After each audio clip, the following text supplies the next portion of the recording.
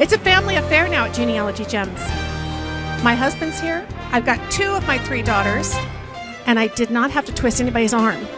They did it voluntarily. All right. Huh? Thank you. Yeah, they actually asked me.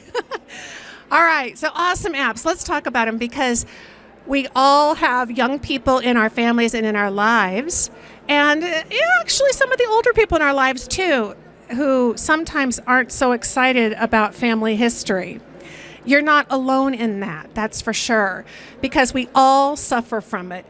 It's the eye rolling of our relatives. When you tell them, oh, I found something, I have the Revolutionary War ancestor, look what I did in my chart, and they're just like, oh, I gotta go to the dentist or something. Okay, so they see you coming, right? That's because we're trying to talk to them like they are genealogists, and they're not. They do not speak our language. And I think there's some very cool apps out there that could actually help us bridge that, translation gap.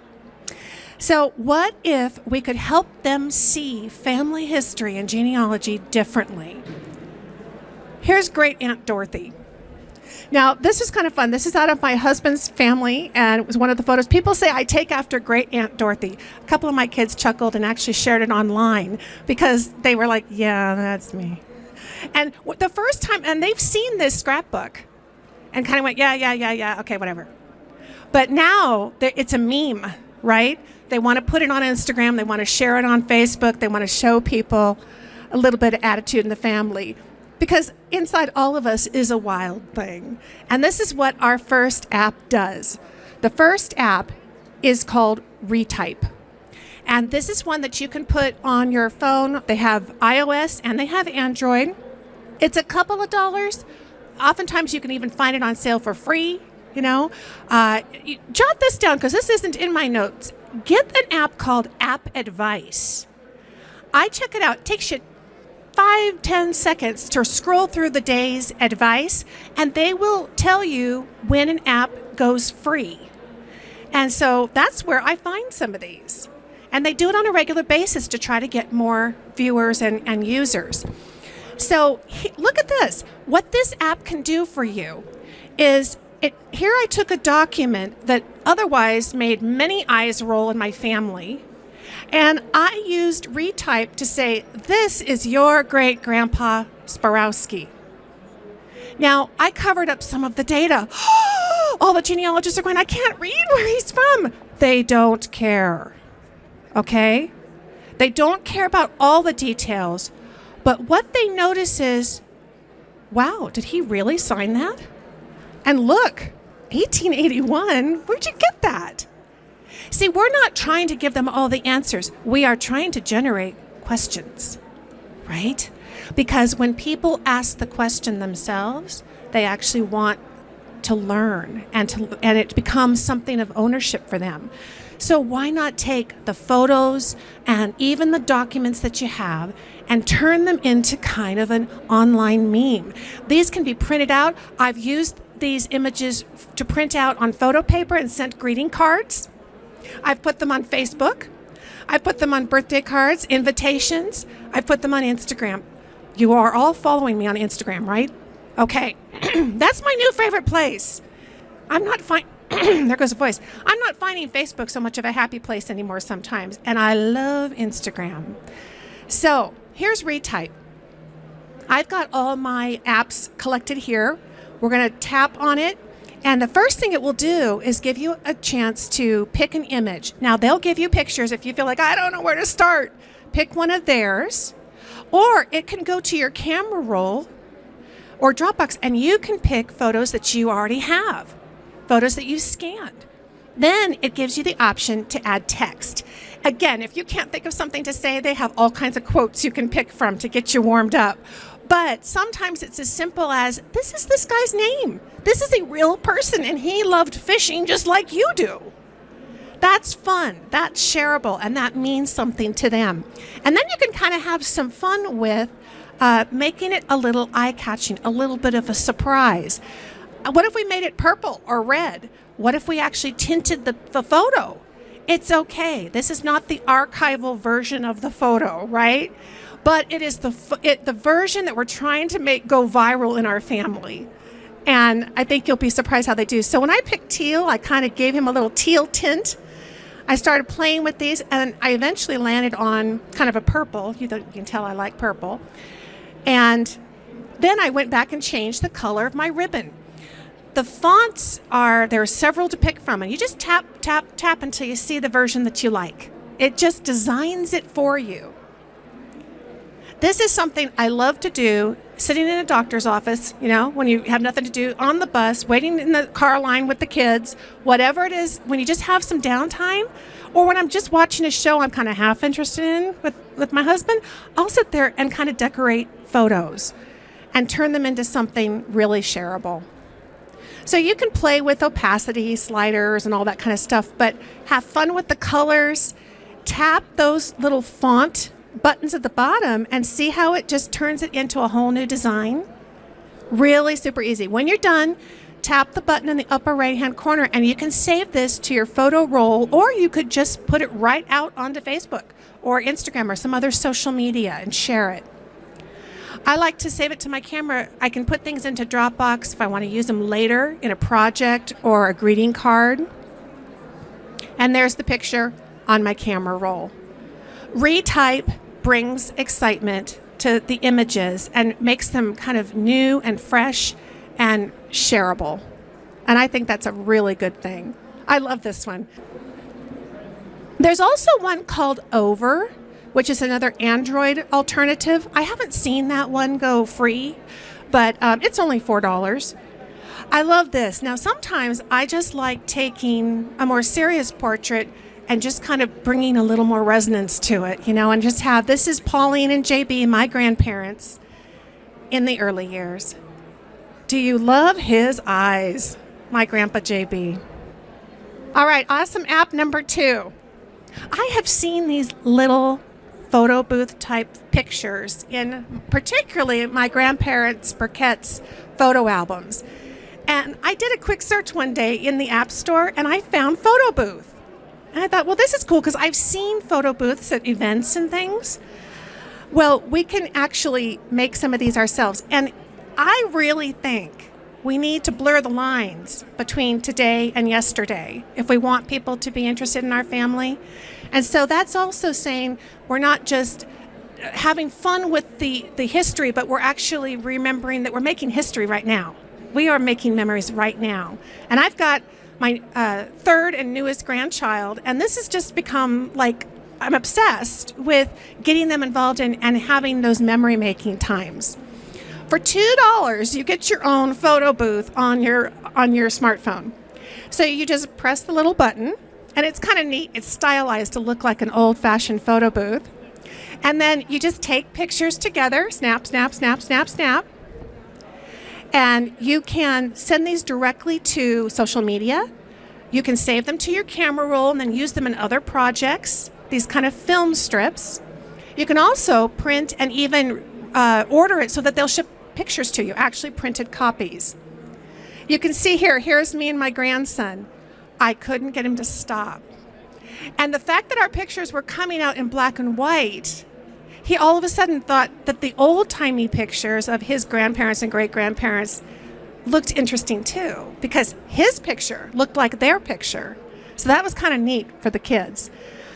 So let's think about applications. As a genealogist, as a family historian, what about the family reunions that you're putting together? Could you use an app like this?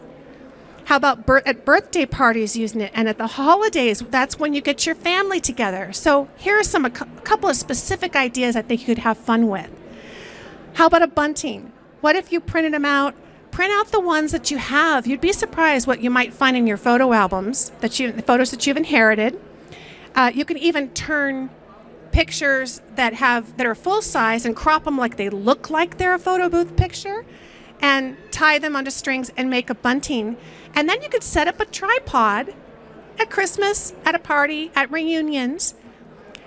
Set up and put your smartphone or your tablet on it. You could also do it with a selfie stick and have people take their photo booth pictures. And my daughter showed me how to do this. You can air print it to a printer. So if you have any kind of a printer set up in the room, you can AirPrint from your device and print it off so that folks can have them right then and there at the party. I think it would be also really fun to have a bulletin board at the event, and you could post pics next to the ancestor. So when you get yours, you've got to find the picture of the ancestor. Who do you look most like, and pin your picture up next to them. That would be kind of fun too. You can also have your TV set up. If you have Apple TV, you can have these constantly flowing and showing up and rotating on your Apple TV as kind of a backdrop to your event as well, in real time, showing the fun that you're having and the memories that you're making. Any questions on the first two? They're a lot of fun. This one you're going to love more as the family historian, and it's Adobe Photoshop Fix. Now, Adobe has several different apps. They've been kind of changing names and kind of morphing over the years. This one, to me, has some really excellent tools, and you got to love Adobe because these are free apps. So go to your store, download these. Now, I have this photo. It's the brother of my great-grandfather, Gus Borowski. And what Photoshop Fix can do is noise reduction, sharpening, smoothing, all from your phone. So what I do is, if I've scanned pictures and I have them saved on my hard drive, I'll just put copies, not my original scans, into Dropbox. I made up a folder, let's fix these up. And I just copy them into Dropbox. And then as I have time, got a couple free minutes, I pull one up. And I bring it into Photoshop Fix. This is literally as simple as just tapping on the screen. And it's like magic, the way it can detect the edges of a coat, it can repair. I mean, this picture really looks restored, doesn't it? And it wasn't that many years ago. You had to have the full Photoshop, Adobe Photoshop on your main computer to do this. So here are some best practices. I've done a lot of these, so let me just share and give you some ideas. Save photos to that dedicated photo, the Dropbox folder, or any other cloud app that you're using. And work on high resolution images. The reason is, you got to you got to zoom in close enough to get the detail so that you can tap the right spot. And if they're not very high resolution, you're going to have trouble with that. So 300 dpi is actually just good practice as a minimum when you're scanning old photos. I mean, I go for 600. If I really want to bring it into Google Earth and zoom into the finite detail, I'm going to go 1200. Just check your scanner for the settings and make sure you're getting at least 300 dpi when you scan. And then you just zoom in. So zooming in is holding your app, and you touch the spot and pull out, and you'll zoom right into that eyeball or the buttonhole or whatever it is that you want to repair. And you can use Adobe Fix for really major restorations. There's another one that they have that will do some restoration, but I found that it was no good when there's a big tear on the picture. If you really have something with some real damage, this is the app in their collection to use.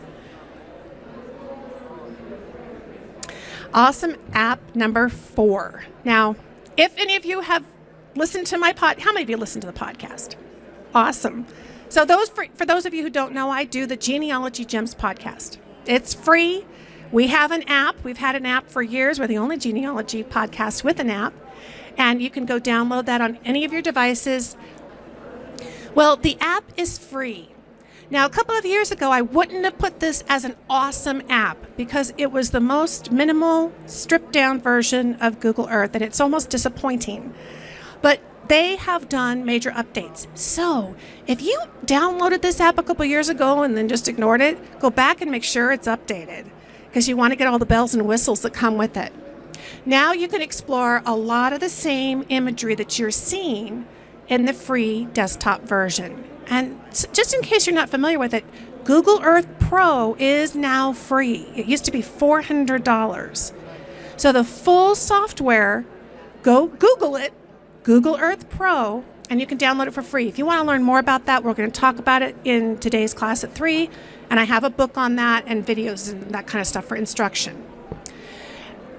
So it's a lot more like this amazing free software that they give you. And now you can open these KMZ files, the Google Earth files, through Dropbox. I don't know why, but when they first launched it, you couldn't bring a KMZ file, which is what you would generate as a saved file from any Google Earth program. You couldn't open it directly. You had to have another app to try to bring it over. It was a pain. So now you can do that. Let's just take a look at what this looks like on our iPad. The menu has changed a lot. So you have My Places. I've already created a file on my home computer in the big full version. So I saved that file to Dropbox, and I'm just going to open the file, get it out of Dropbox, and let's take a look at it. I call these family history tours. So kind of taking you, your family, your research on a tour. Here's Laura Ingalls Wilder. Most people are familiar with her. I've created a tour so that you can see where she was born and where she moved to, and you can actually visit these locations. But you could do this with your own family. So here's one of the places where she lived. This is the little house on the prairie, but this is the actual location. Google Earth has the cards, but I've also found a wonderful YouTube video, which is again a Google product. I was able to just copy and paste the link from that video into a little place mark in Google Earth, and you can watch the video. So if you have home movies, you can put them on YouTube and do this, or you can find other people's. You can also scan documents and put these as links right into your place mark so you can see the census with Ma and Pa and Laura and Mary and Carrie. And up here in Wisconsin, remember the little house in the big woods? We could zoom in there.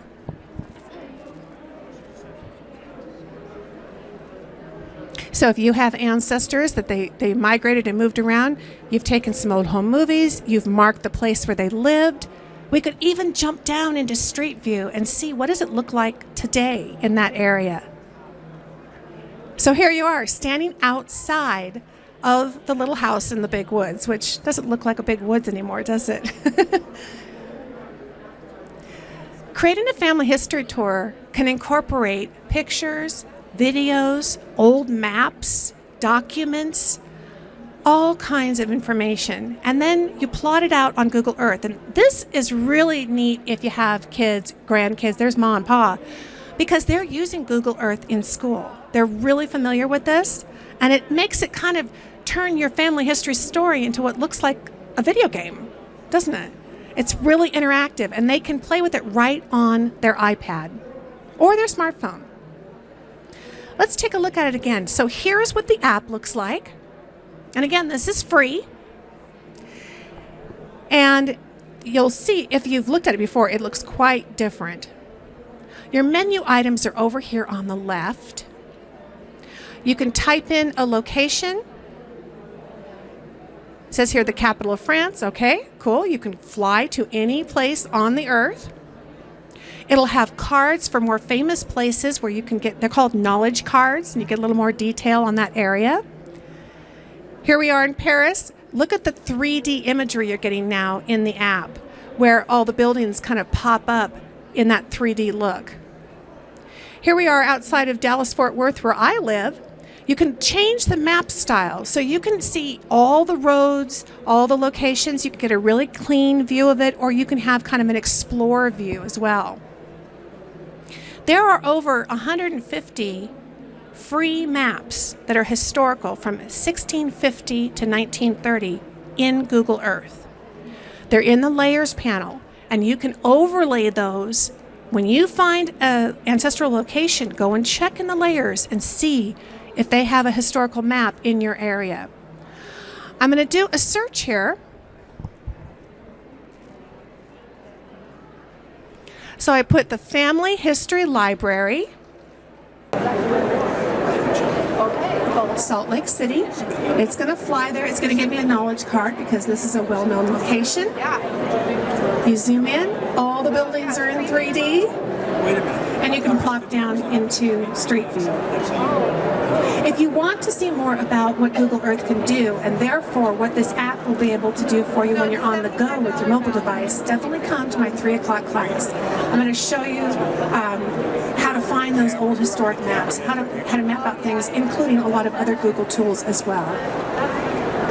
And here's our street view. We can jump right down. And so it's 50% off the 98. It's kind of exciting to see what they're doing with this. They have just launched the brand new Google Earth for Chrome. How many of you use Chrome browser? Awesome. If you just go Google it, Google Earth for Chrome. It's a brand new version. I'm not sure which direction it's going to go, but I think they would love to go completely web-based if they could. But right now, the software is the mega platform. That's where I do most of my genealogy work. But Google Earth Chrome has so much more of this 3D imagery, and it's just brilliant and beautiful, high resolution. Remember that the key to using any of these apps is you have to have some kind of a place, a little transfer station, to get your stuff from one place to the other, from your home computer to your tablet or your smartphone and back again. That's what a system like Dropbox, Google Drive, any other cloud service. Many of them will give you plenty of storage for free to get started and be able to create a family history tour on Google Earth and then bring it over into your tablet and be able to share it with family and show it to them at your next event right there on your iPad or your tablet. Any questions on any of the apps that I showed you? These are a lot of fun. And what I would encourage you, have you noticed none of them were genealogy apps, but they touch on things that we as a family historian and a genealogist are thinking about. And I encourage you, when you go to the App Store, don't just type in the word genealogy. A lot of those apps are actually just copies of what the websites are, like, you know, your heraldry and that kind of thing. But think about what it is you want to accomplish. What do I want to see? Do I want to do mapping? Do I want to do photo restoration? And search on those things. Then you're going to find what you need. I have a book, Mobile Genealogy, and it is full. The first half is tons of all my favorite apps, but not just the apps. You know, we did a real cursory review, but it's actually how to use them in projects and things that you can do right away. And the back half is all the bells and whistles that your tablet and mobile phones have that you are not aware of. They're really cool and they can save you a lot of time. This is Lisa Louise Cooke, and thanks so much for joining us here for our Rolling Out the Red Carpet YouTube series. Now be sure to click that red subscribe button here on our YouTube channel, and that will get you notifications as each new video comes out. Thanks so much for watching, friend. I'll talk to you soon.